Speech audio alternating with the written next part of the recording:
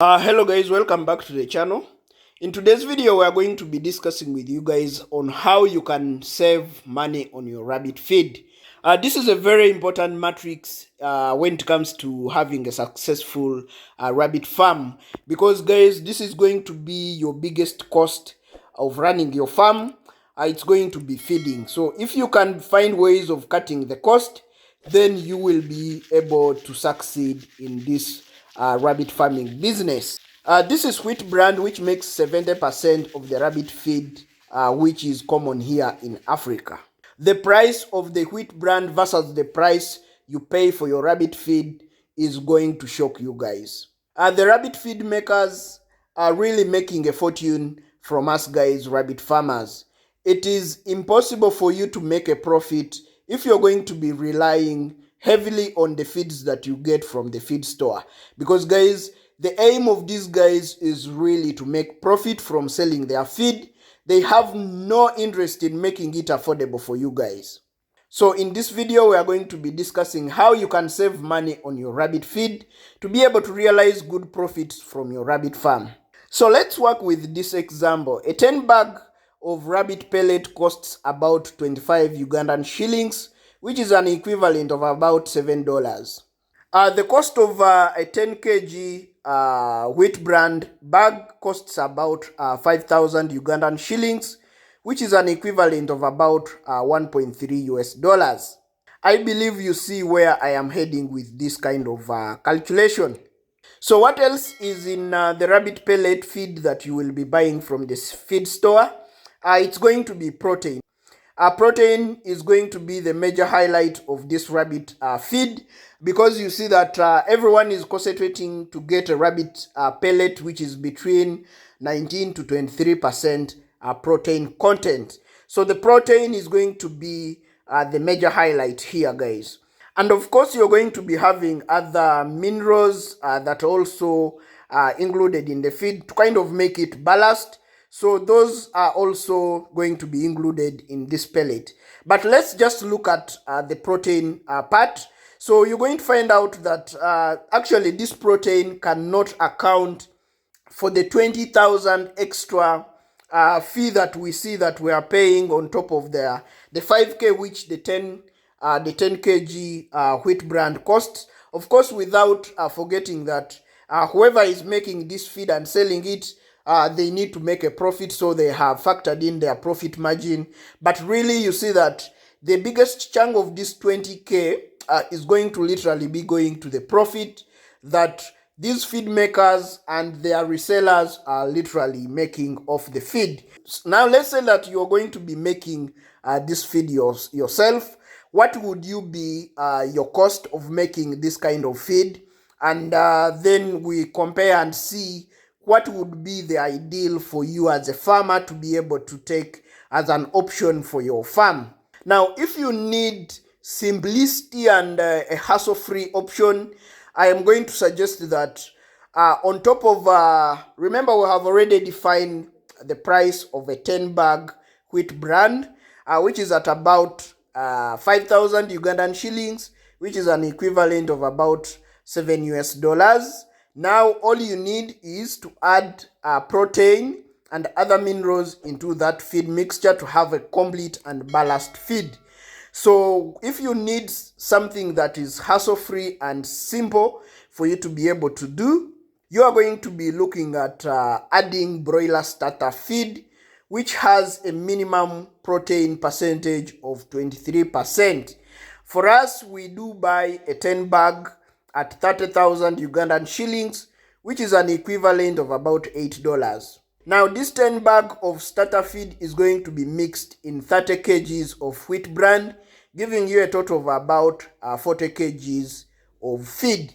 Now, the 30 kgs of wheat bran, of course, is going to be at 15,000 Ugandan shillings, which is an equivalent of about $4.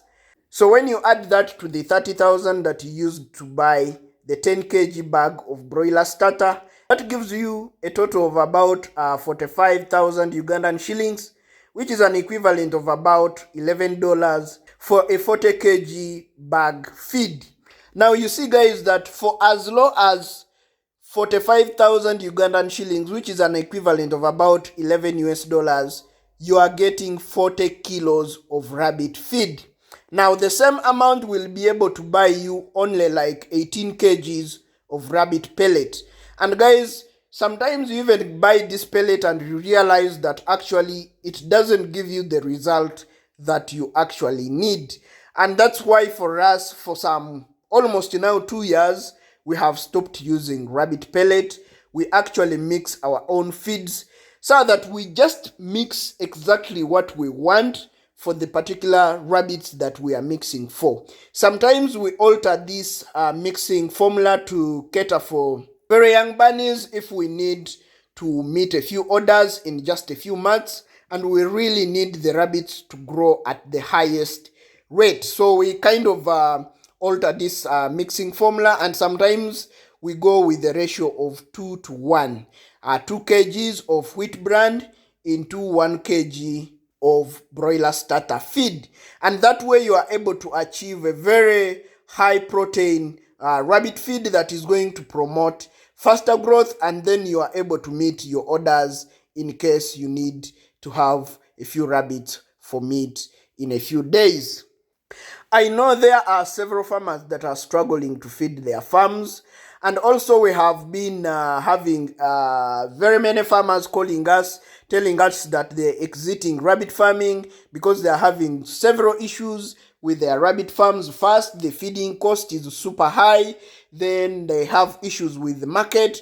Of course, it is very important, guys, that you manage the cost at your farm, because all the problems are going to rotate around the cost. Of course, if you're not realizing market and then you keep putting in a lot of money in your farm, it's really going to be demoralizing. So the best way to do it is first cut on the cost of feed, make it affordable for you to raise rabbits, and you will be able to have ample time to find the market. The issue that I see is that guys really want to rush into selling their rabbits. Of course, even when you're rushing into selling, you're not going to be realizing a good price, because now people know that you're desperate to sell your bunnies. They will give you any price that they feel they want to pay. Another way for you to be able to save on the cost of feed on your rabbit farm is going to be growing your own grass, guys. Another big cost on any rabbit farm is going to be the cost of hay. So planting your own grass to be able to make your own hay is going to do wonders for you on the farm. Now you're going to be looking at grasses like alfalfa. Of course, alfalfa has a high protein content in it, and it is actually referred to as the king of animal protein when it comes to grasses. So it's going to be a very good option for you to be able to grow and be able to harvest and make hay using it. The other good option is going to be Chloris Guyana. Guys, Chloris Guyana is a good one because it grows very fast, and also the yield is a bit more than that of the alfalfa. But the downside is that, of course, it is not as good as alfalfa when it comes to the protein content. And of course, both grass, they will be very good source of fiber, which is very important, and majorly the reason why you will be feeding hay to your bunnies. You can also look at super napier. We also recently started planting super napier grass because actually the yield is very good, guys. If you cut 1, 2, 3 plants, you are able to feed a good number of rabbits. So that's going to be very key, guys, for you to be able to cut cost of feed on your farm. Now, a bale of good quality hay goes for about 25 Ugandan shillings, which is about 7 US dollars here where we live. And we believe that actually, guys, this is actually not enough. Okay, these guys who are selling these grasses also want to make a fortune from selling hay, because you're going to find that this hay, which costs about 7 US dollars, is not going to be enough to feed 100 rabbits, even 50 rabbits for one day. It's really, you're going to be struggling to kind of allocate this hay to your bunnies. Also, because now the supply is also a problem in most parts of Africa. There's literally a few people that are growing grass to sell as hay. So they kind of have some form of monopoly over the grass. They just want to milk the farmers and be able to get the most of their grass. The other key thing is that, guys, if you cannot plant these grasses, you can just find grasses that are consumed by other livestock like goats or cows. You cut it and dry it under shade, and this should be able to work fine as your hay. The key here, guys, is to dry it under shade so that it can retain the nutritional value. Otherwise, if you dry it under direct sunlight, it will lose most of the nutritional value and it will not be of help when you feed it to your rabbits. We have covered the most crucial part in a rabbit diet, which is a high protein feed and unlimited access to hay, which is simply dry grass dried under shade. So now, guys, this is going to be very key, and actually this is the blueprint to our rabbit farm, saving money on the rabbit feed while we are keeping the feed quality high to ensure that our rabbits have faster growth, and actually they are looking good. The good thing that we have here is, guys, that our rabbits really look healthy. Whoever that we have sold our rabbits will come back to us and ask us what we feed to our rabbits. They will have liked how healthy the rabbits were looking. So, guys, we have made a very detailed video on how you can mix your own rabbit feed. So this one that we have just discussed, we just went through the cost. So if you really want to see in detail how you can be able to mix this rabbit feed, which we have just discussed in this video, we are going to be putting the video of mixing the feed at the end card. So please watch the video until the end, and then you will be able to transition to that video. Otherwise, if you've watched the video this far, please consider subscribing to the channel. Turn on the notification bell so that the next time we upload a video, you are notified to come and watch. Otherwise, guys, thanks for watching. Catch you in the next video.